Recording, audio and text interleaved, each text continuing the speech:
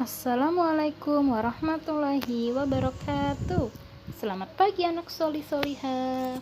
Bertemu lagi dengan Ustazah Aisyah pada mata pelajaran Pendidikan Lingkungan Hidup.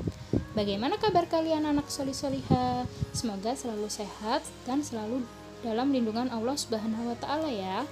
Hari ini Ustazah akan melakukan pembahasan uji kompetensi bab 3 mata pelajaran PLH ya. Sekarang anak-anak bisa buka halaman 60. Nomor 1, sekolah merupakan tempat umum. Yang A ya.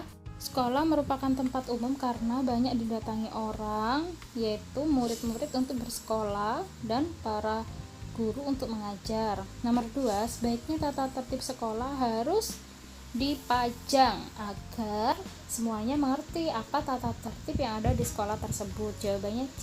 Nomor 3, ke sekolah banyak orang yang datang untuk keperluan B, belajar. Yang pasti di sekolah itu tempatnya belajar ya anak-anak ya. Jadi jawabannya yang B. Oke, kita lanjut ke halaman selanjutnya ya anak-anak. Itu halaman 61. Nomor 4, setiap siswa wajib mematuhi piket kelas termasuk pada tata tertib di kelas ya, karena piket kelas. Jawabannya B ya anak-anak. Nomor 5, ke sekolah siswa harus memakai baju seragam termasuk tata tertib di yang A, di kelas. Nomor 6, jika terlambat datang ke sekolah akibatnya, kira-kira akibatnya apa anak-anak? Yang B, mengganggu siswa yang sedang belajar. Nah, makanya anak-anak kalian kalau berangkat ke sekolah jangan sampai terlambat ya, supaya tidak mengganggu teman-teman kalian yang sedang pembelajaran. Nomor 7, melakukan sesuatu dengan tata tertib akan terasa C, aman. Jadi, kalau anak-anak menaati tata tertib, pasti semuanya akan terasa aman ya. Nomor 8, kepada anak yang menaati tata tertib kita harus A, bangga. Jadi kita kalau ada teman kita yang menaati tata tertib, kita harus merasa bangga kepada anak tersebut anak-anak, dan kalian juga harus mencontohnya. Nomor 9, manfaat menaati lampu pengatur lalu lintas adalah yang B, agar tidak terjadi macet anak-anak. Nomor 10, tata tertib dibuat untuk C, dipatuhi. Kita lanjut ke Romawi 2 ya anak-anak. Nomor 1, mengapa sekolah disebut tempat umum? Karena sekolah banyak orang datang dan membutuhkan sekolah. Nomor 2, untuk keperluan apa orang datang ke sekolah? Untuk belajar dan mengajar. Belajar untuk siswanya dan mengajar untuk gurunya. Kemudian nomor 3, untuk apa kata tata tertib dibuat? Tata tertib dibuat untuk kebaikan dan keselamatan manusia, serta tata tertib ini harus dipatuhi ya anak-anak.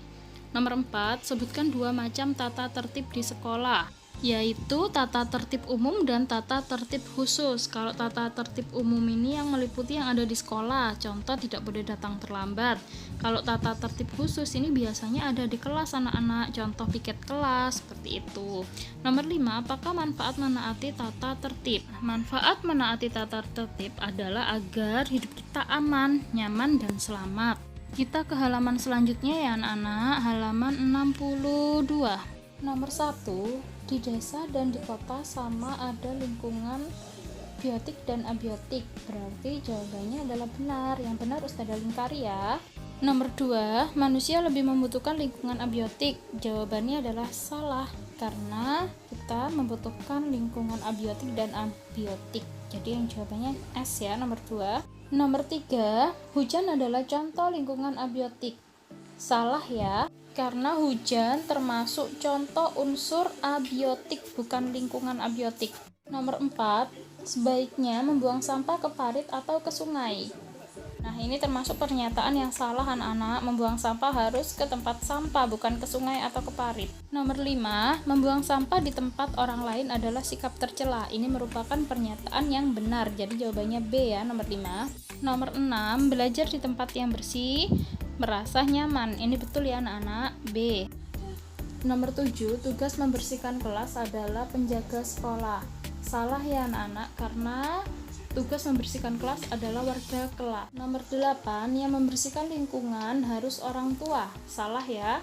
Nomor 9, anak bisa membantu membersihkan lingkungan dengan memungut sampah yang kecil. Betul, yang B nomor 9. Nomor 10, melakukan sesuai dengan tata tertib akan merasa bosan. Salah. Untuk room 2 bisa kalian kerjakan sendiri ya, kemudian room 3 akan Ustazah bahas. Nomor 1, air dipanaskan akan berubah menjadi uap air. Kumpulan uap air di angkasa disebut apa ya? Awan. Nomor 3, bercampurnya zat lain pada suatu benda disebut adesi. Contoh adesi ini contohnya kopi yang bercampur dengan air. Nomor 4, asap rokok bisa mencemari udara. Nomor 5, tempat keluarnya air dari dalam tanah disebut mata air. Oke anak-anak, sampai di sini dulu pembahasan dari Ustazah ya. Jangan lupa anak-anak catat di bukunya dan dipelajari sebagai bahan persiapan untuk ujian PAS. Ustazah akhiri, wassalamualaikum warahmatullahi wabarakatuh.